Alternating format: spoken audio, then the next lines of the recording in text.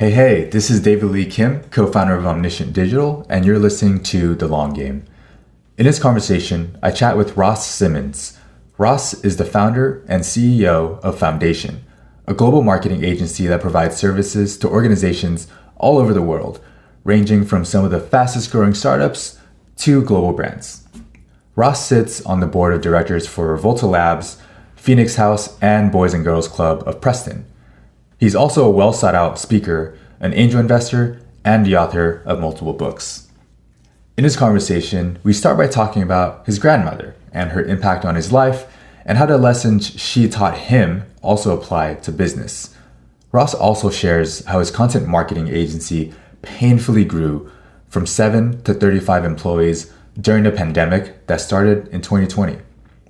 He also lets us in on a little secret, a project that his team canceled at the final hour, a project that would have taken his business down the wrong path and probably to oblivion. He then shares his vision for the business and where it's going. We close out the conversation talking about life running multiple businesses while also being a family man. So without further ado, here's my conversation with Ross Simmonds.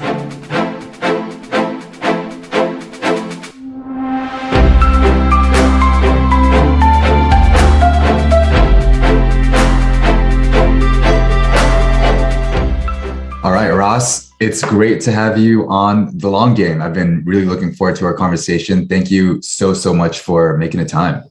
David, thanks for having me. I'm super excited to dive in. And thanks for hosting this podcast. I've been hearing a lot of great things, and I caught a few of the episodes and they've been awesome. So I'm excited to have the chance to have my presence here as well.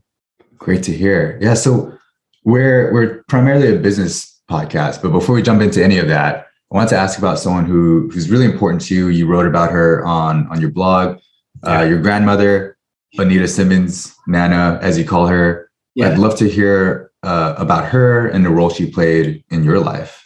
Yeah, so Nanna was a very special lady. She passed this last year and had played, I would say, one of the most influential roles in my life for me to become like the human that I am today. My childhood spent a lot of time with my grandmother. I spent a lot of time pretty much every weekend, multiple times during the week. We have a very tight-knit community, as well as a tight family, and we spent a lot of time with my grandmother. She was one of those people who was very old school with the idea of speaking with manners and being very, everyone is Mr. and Mrs., like you had to always be very formal, etc. And she gave us a lot of lessons that we were able to carry through our life. She never let you go hungry.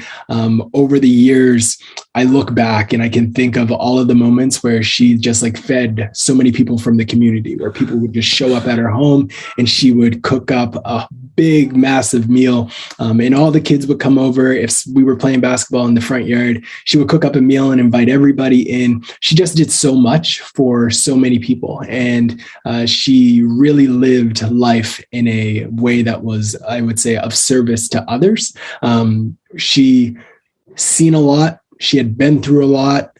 She raised 5 kids. She had 30 some grandkids, I think, or something wild out there. And she was involved in every single one of their lives, in her great grandkids' lives. She stayed engaged and she prioritized those relationships over anything. Like I can remember up until December, pretty much getting a call from Nanna every week. Wow. And so many lessons that I learned from her, I've tried to apply to my life and try to honor her as I continue through my life with a reminder of her and the way that she operated and the way that she kind of showed up for people. So when I think about myself, I'd say like so much of me comes from Nanna, not only in the sense that she raised my dad and my dad raised me, and thus all kinds of that passed off. But now I see as I grow, like there's so many things that she would have instilled in me from a young age around, like even right now, I'm wearing a very vibrant blue sweater.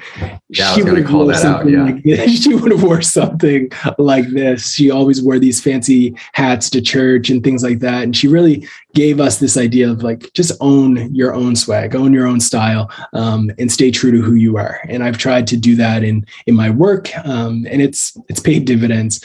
She really did have a massive impact across so many ways. Yeah, I was reading your post, and that last one you mentioned of embracing your own style and swag. Yeah, we just did an episode where myself, Alex, and Ali, the founders of our marketing agency, were talking about what we wish we knew earlier or just learned earlier. And one of it was just like, embrace who you are. Stop looking like side to side and comparing yourself to other people and like asking if we should go to business school because our friends are going to business school or something. This is the path. It's okay. Like, that's it. Enjoy it, love it, embrace it. So I love that. Yeah. And like I would say the biggest lesson that she taught me was like the importance of practice. And she particularly practiced baking all the time. She would bake apple pies all the time. I was a special grandkid, I think, because every Christmas I would get a pie that she would make just on the side, and nobody was allowed to get it. She would just say that pie crosses, and I would come in and I knew that there would be a pie for me at the end of the day and I would be able to leave with it. But she practiced those pies all the time and she perfected it. She let us be the taste testers. And in my work, I believe truly that practice is key. I wouldn't be where I am today if I didn't practice creating content, if I didn't practice and experiment with different channels.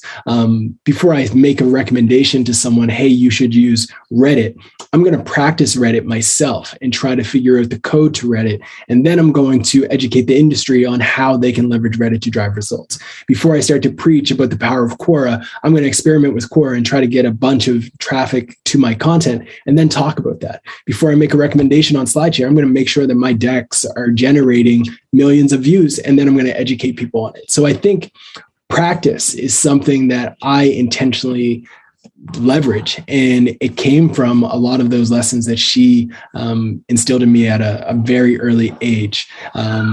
Around the importance of just like working on your craft, staying focused on that, and ignoring a lot of the noise. That was another thing that she taught us. It's like, there's always drama, there's always controversy and things you can get caught up on. The news is always spinning things a certain way and you can get lost in it a different way. And she always just said, like, just focus on what you can control, focus on the things that you can impact, focus on your family, focus on your community, your tribe, the people who you care about.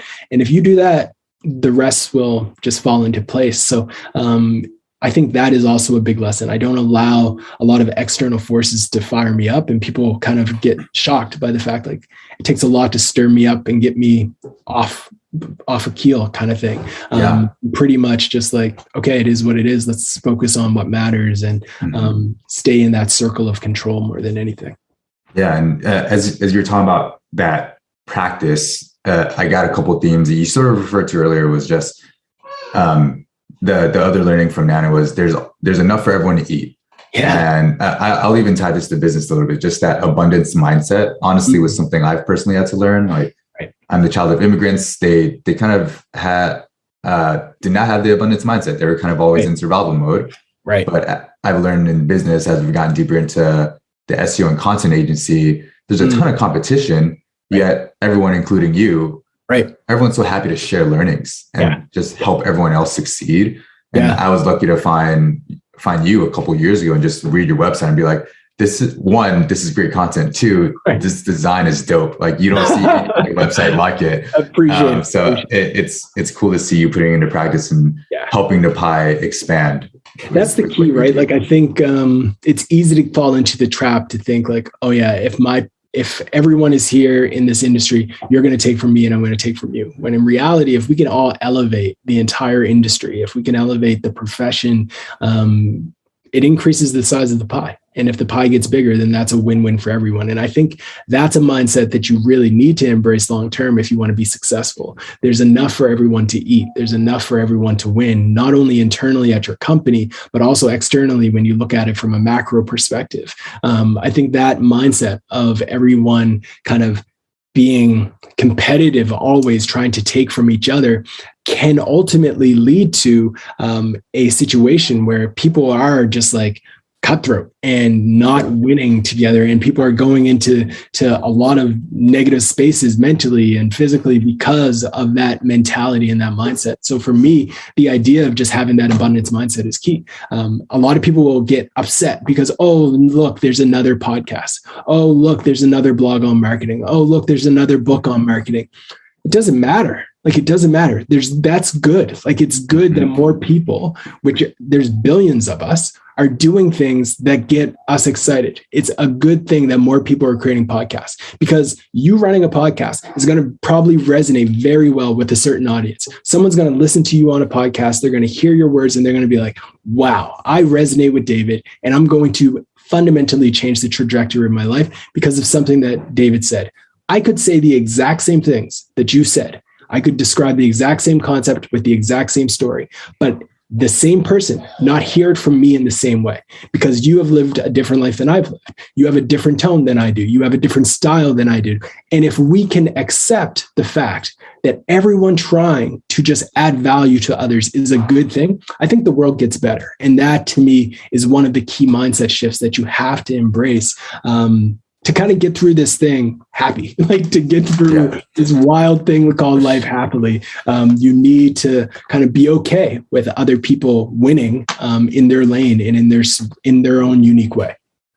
Yeah, I love it. And you mentioned this idea of elevating the industry, the profession. And I think, I'm gonna tie this to your marketing agency foundation that you've been doing for nearly 10 years now. And I think, one, we appreciate all of the knowledge and the learnings you've shared. And I think by appreciating you, we're also appreciating, like, thank you, Nanna, for raising such a fine man who can teach us all these things as well.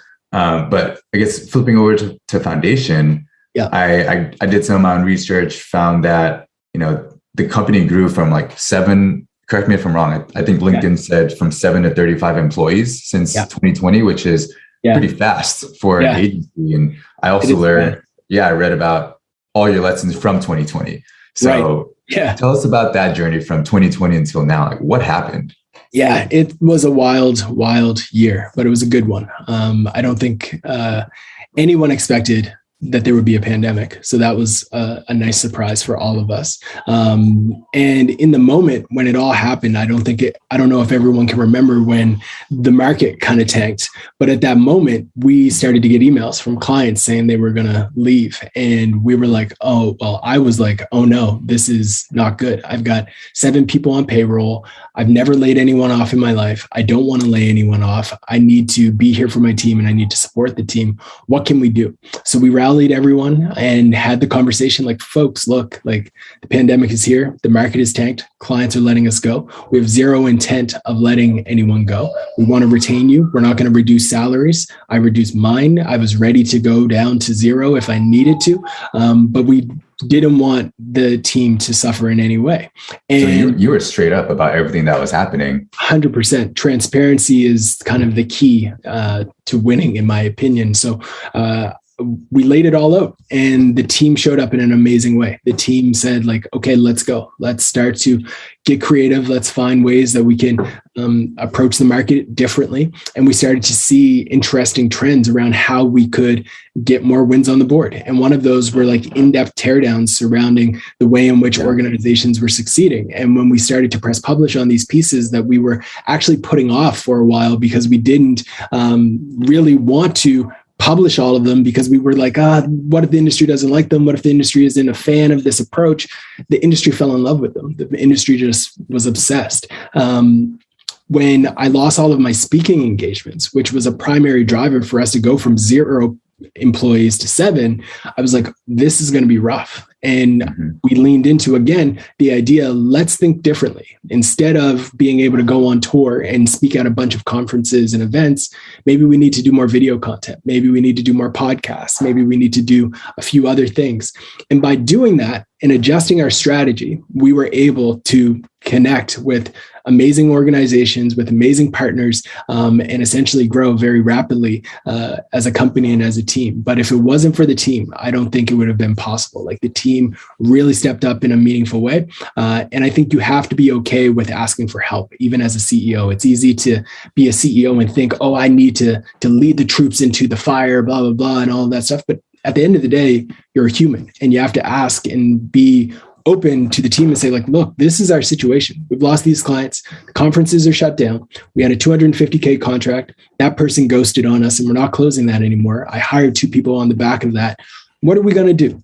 The team comes up with ideas. The team comes up with strategies and techniques. They assist, they support, and then you go down the path where hopefully you come out on the other side. And in all of that, though, I think one of the things that is lucky for me, and not everyone has this, is like, my home life has been extremely helpful in all of this. My partner's was extremely supportive in that moment to be the ear that I needed to talk through. My little one, while she probably will not even remember it, but she provided me with a ton of joy to be inspired every day. I made time every single day to have my tea parties with my daughter. And that was an amazing break amidst the chaos. You can become overwhelmed when you are going through turmoil as a CEO. But if you have an outlet that is beyond the keyboard, beyond the tweets, beyond the LinkedIn updates and all of that stuff, it's just amazing. It gives you that break. So I really do feel like I'm lucky in the sense that, like, my family was also there to provide me with a deep level of joy. I picked up gardening, and my daughter started to do gardening together. My carrot game is next level now. My strawberry game is next level. And I think that's another thing that people also forget. Like, even in those moments where things are high stress, you got to take care of yourself. You have to do things that are not just like, go, go, go, go, go. And I am a major believer in hard work. I have a secondary company that's been called Hustle and Grind. Like, I'm not anti-work. I am by all means truly a believer that hard work can give you differentiation. But I think 2 things can be true at the same time. You can work hard while also taking care of yourself and taking care of your friends, your family, and finding that good integration between work and life, and be happy with it. So I think it was a challenging year, but we were able to ride the wave on the back of a supportive team, a supportive family, and a little dose of creativity where we started to do things that were different. Yeah, I love it, and fully agreed on both working hard and taking care of yourself. It's not mutually exclusive. No, I want to revisit eventually afterward the conversation around what you do outside of work and your family life. Yeah. One thing you mentioned is the way your team stepped up. So maybe for now we'll talk about that piece. And what I'm curious about is, we always talk about company culture. I'm curious. I'm sure it wasn't just, hey, we're going through this rough time, and all of a sudden the team stepped up to it. I think the team probably had built a culture to be ready for a moment just like that one. Yeah. So I'm curious, how do you think about building a culture and bringing on such strong people that are ready to run into that sort of situation head first and make the most out of it? Great question. So when I think about culture and building a culture, it's a lot of repetition. But more than anything, it's hiring based off of values. And our values are deeply rooted in the people who we try to hire and recruit. The people who we bring onto the team have to live and breathe our values. Our values are things like bring the guac, which to the outside world is like, what does that mean? But essentially the idea is, when you go to a Chipotle, you go to a Taco Bell, you go to any of those restaurants, if they give you extra guacamole and they don't charge you, there's no better feeling than that. And I think in experiences that we have with people, you can give guac. When you send me an email prior to us jumping on a podcast with a bunch of things that you want us to discuss, that's guac. You don't have to do that, but you've done it. You've helped my life get easier by simply linking to things that person will want to dive into. That's guac. It's just going that extra mile. And the team has heard and has talked about guac. We practice guac with our clients, etc.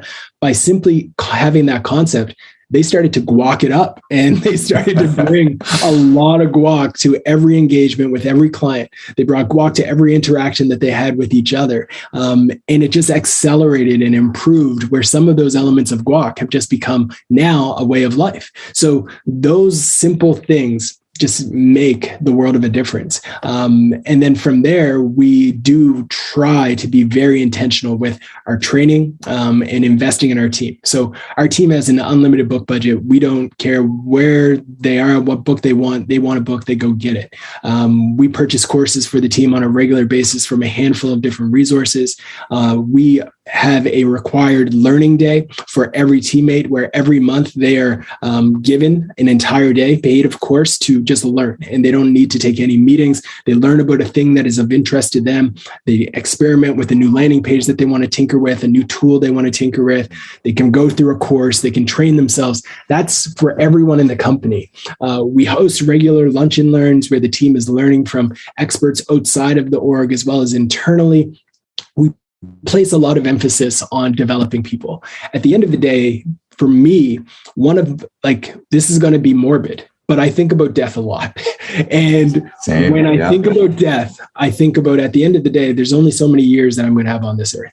And when we fast forward 200 years, no one's going to even remember me. It's not going to be a memory, but it would be kind of cool to know that at this thing that I have kind of worked on and developed and built, this organization, it helped people unlock their own full potential, even if it's a stepping stone. I don't care if somebody's at foundation for 3 months. I don't care if somebody's at foundation for 3 years. If the time in which you are in our energy world, we're able to help you unlock something that helps you get closer to being where you want to be, helps you become a better marketer, helps you become a better teacher, helps you become a better parent, a better partner, helps you become a better human, I'm going to die very happy. Like, if I can have that type of an impact on people through content or internally, it's a win-win. So having a culture where that mindset is also throughout the entire org helps people step up to the plate, because they know that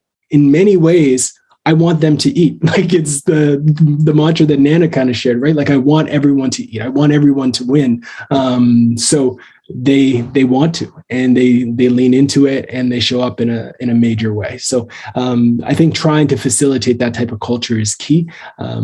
And it's a work in progress always, right? Like, we don't get everything right. I am my hardest critic. I will have someone who loves foundation. I'm like, but what can we do to improve? Like, what's wrong? Like, there's got to be something. Like, you've got to have something that you think I can improve. Because I do have, another one of our values is like embracing that growth mindset. And for me, I want to constantly be growing. It's just, it's innate with the culture as well of wanting to grow. Yeah, I love that. And I was smiling this whole time because we've been talking about that idea of work as a medium for personal growth a lot as well. Like, work and life are not separate. What's happening in your personal life, guess what? It's going to affect your work, and vice versa as well. So this personally makes me feel better, because it's something that we've tried to and we'll continue to try to embed into our team and the way we talk about work, right? It's not always about work. It's also checking in, like, what's going on in life. In our weekly syncs, we actually ask, like, what's your energy level right now? Like, if everything going on in life, not just work, what's your energy level? Is it 20%? How can we help? If it's 80%, what's so great? Like, great. Like, that's awesome. How can we help you get more 80% in your days? Yeah. So it's validating here that that's something that has worked for you guys, and a philosophy that helps in business. Yeah, no, definitely. I think it's been key. It's definitely a major part of it, because at the end of the day, life is just life, right? Like, you live and you happen to do things over the course of that life. And some of those things that you do is going to be work. Some of those things are going to be a tea party. Some of those things are going to be distributing content in various Facebook groups, right? Like, at the end of the day, it's all life. So I want to go back to what happened in 2020. I believe I read on one of your articles that you mentioned the team was working on a project that could have completely messed up your positioning in the market. You didn't talk about it in a blog post, but I'm curious if you're okay with talking about it. Yeah, I can dive into it. What was that mystery? We had this great yet horrible idea, where we were like, okay, we need to just get revenue in the door. So what's an easy thing we can do to get revenue in the door? Give available, low, cheap costs access to Ross. Everyone would take that. Why wouldn't they take that? So we were going to launch a product where people could pay, I think it was like $100. And for $100, I would do a hour consult with anyone. And we were going to try to max it out. We were like, all right, how many of those do we need to do? If we did 100 of them, we would make 10K. I was like, okay, yeah, I can do 100 calls. Then I realized that would kill me. Like that would be absolutely brutal for my mental health. That would have ruined me completely. So in that moment, I realized like, maybe we can do it. But then I got to a point where I was like, the team, I think, got to a conclusion where it's like, no, this doesn't actually make too much sense. And I was like, you're right, it doesn't. It was your team that told you that. Yeah, the team told me that because I would thank goodness for your physically team. push myself to it. I was like, yeah, I can stay up until 2 a.m. Bedtime is 7. I can get up again at 10. I'll do 2 videos a night. It'll take me until this. Yeah, I tried to do the math, but the team pushed back, which was great. And it would have been a major fail because it would have pulled my energy out of so many projects that would have been way more valuable. And it would have been so one-to-one. So we didn't end up doing it. I'm very grateful that we did not, but that was the path. We ran an experiment with it. I think we ended up giving 5 audits to a few companies who I just like tested it with. And then I was like, yeah, this is going to take a lot of time. We're not going to do this. It's not actually just an hour. It's like all the prep and everything too, right? Exactly. Yeah. It wouldn't work for sure. So that was the project that we shut down. And I'm very grateful that we did. It would have been rough. Yeah, I'm glad your team pulled you out of that rabbit hole. Yeah. Just a perfect example of kind of how short-term thinking of just getting revenue as fast as possible could have led you down the wrong path. Exactly. I think it's easy to chase the dollar when in reality, sometimes you have to maintain that long-term vision of where you want to go. And like, I think back to it, it's like, even in the industry, that positioning would have been damaging. It's like, oh, I can get Ross for $100. It's amidst the pandemic. It's like, what's going on over there? It wouldn't have been a good look. And I probably wouldn't have even have been able to show up for sales calls because I would have been too busy doing these hour-long consults. So it was a great win to not actually pursue that. Yeah. It sounds like one of the bigger wins of that time was the super in-depth teardowns of how companies are going. Like I think you did one on Snowflake, Shopify. Yep. I mean, I don't know where to start with this. What was even the process to even do all that analysis and digging in? Because those are really, and we will link to some of them in the show notes, but they're really meaty pieces of content. Yeah. So the process for those starts with just an innate, deep curiosity. Like I developed them with just a desire to understand what's going on at some of these orgs. And for years, the idea of reverse engineering success and using that to guide success has been something that I've used in my career at large. I can remember back when I first graduated from university and studying the LinkedIn accounts of some of the most successful marketers and thinking through how did they get to this role of CMO and trying to figure out what they did to get there. And a lot of them started in the agency world. So I said, I need to get a job in the agency world because when they got into this industry in 1980, they were at an agency. So that's the path that I need to follow. And reverse engineering things has been something that I've done across so many different channels, whether it's reverse engineering, how to be successful on Reddit or Quora or LinkedIn, et cetera. All of these things come from reverse engineering. So with this in the deep dive teardowns, it was applying something that I'd love to do, which is just learn and figure things out, but doing it in public and telling a story across it while pressing publish on these pieces so more people can learn from them. So the process was like, would I want to read this? Yes. Thus, it should exist. And we try at Foundation to really embrace that mantra across all of our pieces of content, where we ask ourselves before hitting publish, is this something that we would want to read? Is this something that we would want to consume and maybe even share with our friends? And if the answer is yes, then we pursue it. And for me, I try to just create the things that I wish existed in the world for myself. And if they don't, then I go and build it. So yeah, it really just started with scratching our own itch and wanting to learn about things that are interesting to us. Yeah, that's fascinating. We try to do that. Honestly, we have deprioritize producing that level of content because it's taking so much time, and it sounds like that is fair. Probably worth it to prioritize again. You don't have to do it. I think that's the thing. You don't have to do it. You don't have to do it. I think that's the thing. There's also like the importance of figuring out what it is that you do. Like your circle of genius is an important thing to focus on. Written word has been, from the time I was very young, the thing that I have loved the most. And it's the thing that I'm really good at. When it comes to illustrations, that's not my world. It's not something that I do. When it comes to YouTube content, it doesn't come naturally to me. It's not something that I've invested a ton of energy into. Is it something that I might pursue simply from a growth standpoint? Maybe 100%. But you have to stay focused on your areas of genius and own it. Like this podcast on its own is an example. And this is a bit of like free consulting / guidance. But so don't feel like you have to take my word on any of these things, because I'm sure you know what's best for you and the company. But like people are talking about this. That's a signal. It's a signal to continue with it, to own it, to embrace it, and continue down a path of doing something special that people are really loving. So stay true to your circle of genius would be my advice to listeners as well as you. Love it. I appreciate it. It's one thing, I don't have this written down as a question to ask, but you mentioned you're good at the written word. I watched a promotion video you did for one of your courses. And as I was listening to it, I was like, there's something different about this. And I continued listening. I was like, wait a minute. I hear the rhythm. It feels like I'm listening to like Def Jam poetry right now. Presenting. I was like, do you have a background in that? Or tell me about that. That's amazing. That's amazing. Yeah, no, that's hilarious. I definitely Was it on purpose or?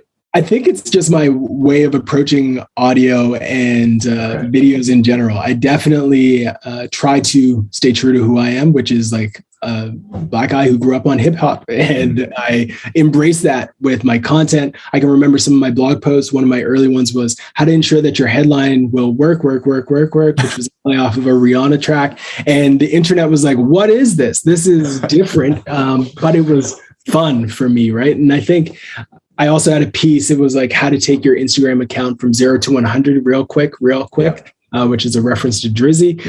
And I inject that stuff into my content just because it's me staying true to who I am, right? Like I think it's so easy for our industry to see that so-and-so is doing something a certain way. I need to now sound like so-and-so because so-and-so is getting traction on their content. And then you find out that everyone sounds the same. It's boring. Like if I can take your avatar and throw it on everybody else's tweets and it all sounds the same, then you're just blurring, right? Like try to figure it out. What is different about you? What's your different angle? What is unique about you? We all have it. Just own it, right? Like hip hop is one element of it. I also dig board games. I also dig being a dad. I dig all of these different things. I've made references to Peppa the Pig, all of this stuff in my content. And you just have to own that stuff. Some people don't. Some people just try to like walk the line of, I'm going to sound just like everyone else because I see them getting traction. But I think you have to just be you. And for me, I'm like an onion. I have lots of different layers, but that's a Shrek reference. But yeah, I think peel back your onions and your layers of your onion and show them to the world. It will help you go further. I love it. There's a very clear theme going on in this podcast episode here. So I mentioned that I'd seen this video about a course you did. And so Foundation is primarily a content marketing agency. You also have a blog and case studies of how B2B companies grow. And I know you have one course. I think you are starting to do like another playbook on distribution. Tell us about that. Where do you see what's coming up next? Yeah. So Foundation is, since the beginning, the goal with Foundation has never been to solely be a content marketing firm. Our goal is to really be more than just an agency. We want to be an organization that is publishing resources that people are going to find value in. We want to be an organization that are providing people with data that people can use in their life and in their career to unlock content excellence. So yes, we've got courses. We have a program called B2B Growth Academy. We have the distribution playbook, a lot of paid resources. We also have our regular newsletter. And we also have this thing called Brick. And Brick is a platform that shows people data surrounding SaaS companies and how well they're performing against their competitors in the market, who's doing the best at actual brand development, who's doing the best in terms of karma when you think about things like how well they're being reviewed on sites like Capterra and G2. We give them scores based off of all of these variables, and it helps educate folks on what things they need to do to really unlock brand excellence. So with us, the way that we view ourselves and what we're building is, yes, an agency, but also we're providing everything from in-depth content that will help people and marketers in particular in the world of B2B be better marketers, while also arming them with data and research and resources that are going to help them be better marketers. So holistically, those things also are going to come with their own different type of model, a subscription to those assets. We've also launched SaaS products. A lot of them are kind of stealth and no one really knows that we're behind them. But there's a handful of different elements to a foundation that allows us to exist in the way that we do. And the key to all of it, and the reason why we do it, is because when I first got into the advertising agency world, I saw a lot of agencies stuck to one client. And when that one client would leave, they would have to lay off half of their staff. And as I mentioned earlier, I don't like laying people off, especially if it's related to losing clients or business. So to counter that, we've diversified our revenue. So we're capturing revenue through our content, through courses, through materials that we sell, through the subscription services, and also through advertising. People are sponsoring the foundation newsletter. People are sponsoring a handful of our different assets. We're planning to roll out podcasts and things of that nature as well that will offer some sponsorship opportunities. And it's light and funny, but we also sell merch. Like we've got a handful of t-shirts and hoodies and swag that people can buy. And we try to do all of this to ensure we can ride any wave that comes our way. So that's kind of the way that we think about it. And what I would say on the agency front is our biggest differentiator is our focus on distribution. I think over the last few years, marketers, gurus, et cetera, have preached so frequently about content marketing that we've forgotten the word marketing at the end of content marketing. And we've solely started to just create content. We press publish on a blog post. We press publish on a landing page. Our job is done. We're successful. Congratulations. Everybody pop the bottles of champagne. But what's being forgotten is the marketing element of our industry. And the marketing element is, one, the research that goes into picking the content you create, and two, actually marketing the content that you develop and thinking about how that content can be spread across LinkedIn, Twitter, Facebook, Reddit, Quora, TikTok, you name it. That part is so underestimated and so untapped that's where we find our value. When someone comes to us, a lot of our clients are saying, we've been publishing 20, 10, 15 blog posts a month, and we're not getting a lot of traction. We say, what do you do after you press publish? We send out a tweet, we send out a post on LinkedIn. But that's where it ends. In reality, what should be happening is that content then going through a distribution playbook and a distribution engine, which is something that we work with organizations on. But it's essentially taking those assets and spreading them into the communities and into the channels in which your audience is spending time. It could be sponsoring a Substack. It could be sponsoring a podcast. It could be repurposing it into a carousel, a video, into something that is going to resonate with your audience. And that is one of our biggest differentiators, is that for us, the job doesn't end when we press publish. We have some amazing writers who create great content, but what happens next is just as important, which is the distribution of those assets as well. Yeah, I feel you on that. Like ever since we started our agency, everyone's asking about distribution.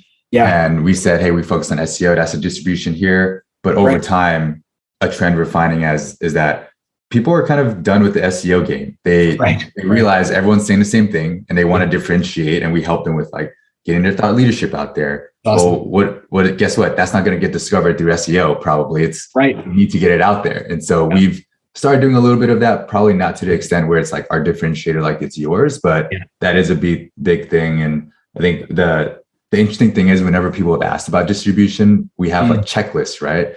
But it sounds like they're just looking for that one thing they need to do to get distribution. But it's like, no, that's the hard work. Like publishing is easy. Writing or distribution is the hard part. Exactly. Yeah, it's definitely a It's something that we've been preaching and talking about for a while. And I think the industry is now starting to realize, like, look, it's great to press publish on content. If your content is great, that's amazing. It is a very good thing. And I encourage you to be happy with the fact that you added value to the internet by creating something valuable. But if you want to really add value to the internet, let's make sure this gets in front of the right people on the right channels at the right time. And the way that you can do that is having a distribution engine around how to make it spread. So we work directly with the clients to write the posts that are going to go out from their CEO's account all the way through to all of the various SDRs that work at their company. We write the email that's going to go out to their newsletters. We provide updated signatures to companies who need to include it as a link in their signature. We'll identify the 5 questions in Quora that need to be answered and write the answer for them. We identify how to share this in Reddit and what's a good topic to respond to. And then we write 5 tweets, 1 Twitter thread, give them a LinkedIn post that actually has a carousel associated with it. All of those different things are a part of the distribution process. And we have found, and with one of our clients recently, 10x the amount of engagement and traffic on those assets because we put it through a distribution. We took a direct comparison of the posts prior to distribution versus after, and it was a 10x increase in the amount of traffic going to those assets. So we say it often, but the content that you create should literally be distributed forever. If it's as valuable as you think, it should be distributed forever. This podcast that people are listening to right now should be listened to in 2023, in 2024, and in 2025. And they probably will, because I'll schedule content to go out in those years that are tweeting out this link with different copy and messaging so they hear it, right? Like that's the key. You have to distribute your content. The great thing about scheduling also, like I have a tweet scheduled, I didn't tell a lot of people this, for the year 2083. And it just says, I miss you. And it's going to freak out my kids, but it will be funny, kind of. Hopefully the schedule platform that you use is around. Doesn't go out of business. Hopefully they're still around. Well, I'll probably be plugged into a metaverse or something like that. Oh, I don't even want to think about that right now, but maybe a different time for that conversation. Chat. Exactly. So actually going back to your article, you've mentioned tea parties a couple of times in this conversation. And I'm not a dad. I hope to be one day, and I hope to get that best dad mug too, alongside you. But tell me about your experience as a father, as a family man, running multiple businesses. What's that been like? It's the hardest thing I've ever done, but also the most rewarding thing I've ever done. It's been amazing. I've got 2 now and 1 on its way. And it's been a wild, fun journey. I always used to say, like, not having kids was my superpower when I was in the early days of my career and giving me the ability to grow. And I'll be honest, it was true. Like I had way more energy. Last night, I had to deal with nightmares, sucky, right? Like that throws off your game. Like you can't work until 1 a.m. with the potential of being woken up with a nightmare or something like that. And then that being another 2 hours of talking to your littles. But I love the dad life. It's awesome. You get the opportunity, I find, to really get back to some of the fundamental curiosity and understanding of learning that you may have forgotten about, and the simple things that we take for granted as humans, right? Like as adults, I should say, because when you get older, you're no longer fascinated by the fact that the moon is following you. But when you're a little one and the moon is there all the time, it's kind of unreal to think about. It's there tomorrow. It's there next week. It was there for Nanna when she was a kid. It was there when Nanna's parents were kids. It's the same moon. To a kid, that's fascinating. But as adults, we forget about it and we take it for granted that this cool thing is up there in space. Like, that's so cool, but we don't think about it. We're thinking about algorithms, and we're thinking about Google having an eat algorithm that's changed, instead of looking outside and being fascinated by the fact that, that tree is actually 200 years old. That's fascinating. It's kind of probably going to be around for another 200 more years. That tree is going to be there when we're long gone. And that is fascinating. So what I would say the coolest thing about being a dad has been is the fact that it just takes you back to some of the fundamentals of human nature, especially as folks who live on devices and work a lot on computers. It's kind of cool to have the experience where you get to experience things for the first time through the eyes of a child one more time. It's pretty special for sure. I love it. Yeah. Coming from someone like you who is able to manage all these businesses while being a family man and having fun while doing it all. Right. It gives me I do have a fun with it. It's so fun. Like, I'm a camp counselor at heart. If I could do anything with my life, it would be being a camp counselor. Like, there's nothing more fun than me just like putting on a random costume, running around pretending that I'm Batman, running around pretending I'm a Ninja Turtle, whatever it may be. Like, that's my jam. I love that stuff. Going sledding, I love it. That's why I tear my meniscus, because I run around like a child and I just love it. So the other benefit of having the littles is I get to be a kid again, which I just love to do. I tell stories every night that I come up with in my head. It's so fun. It's just like it's a nonstop game. And I love it.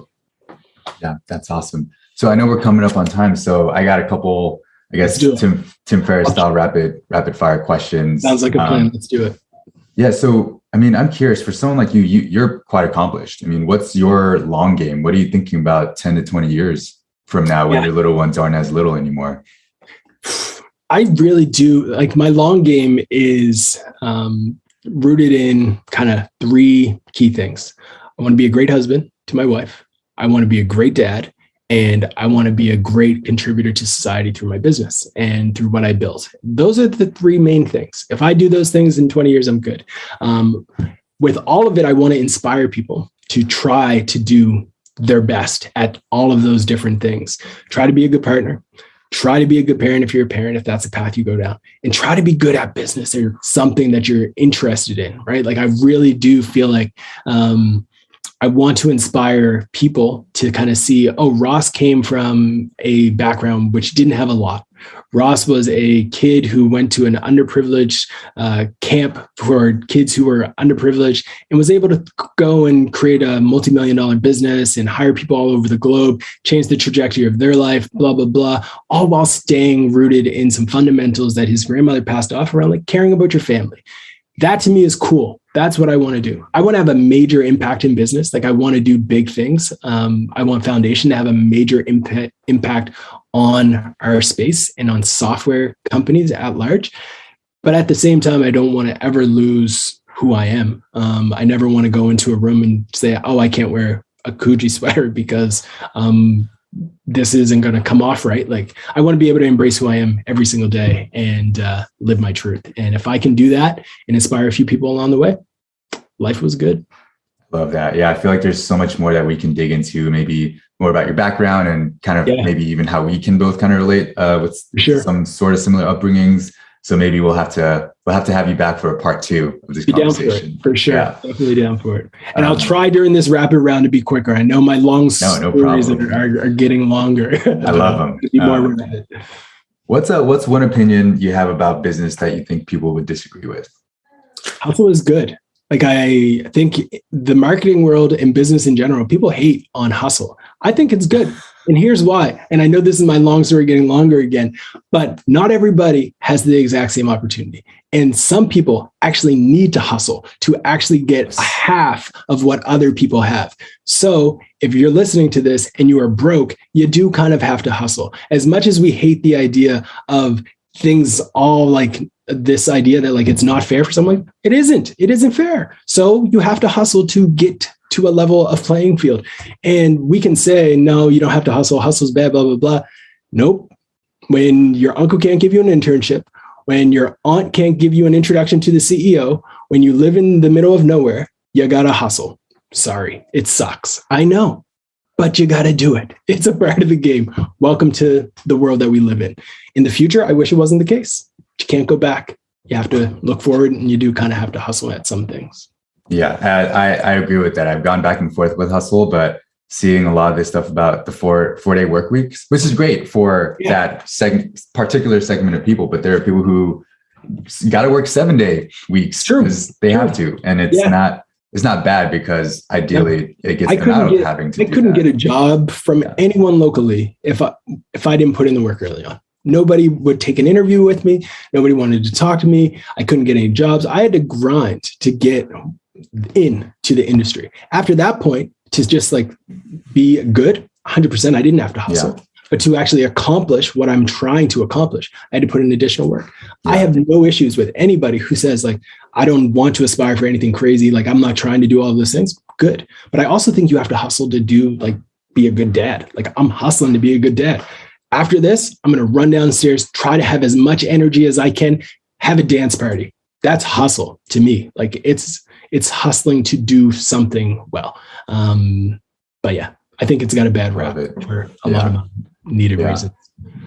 So maybe you don't need to name all of them, but I guess maybe top 3 songs on your 90s/early 2000s hip hop playlist.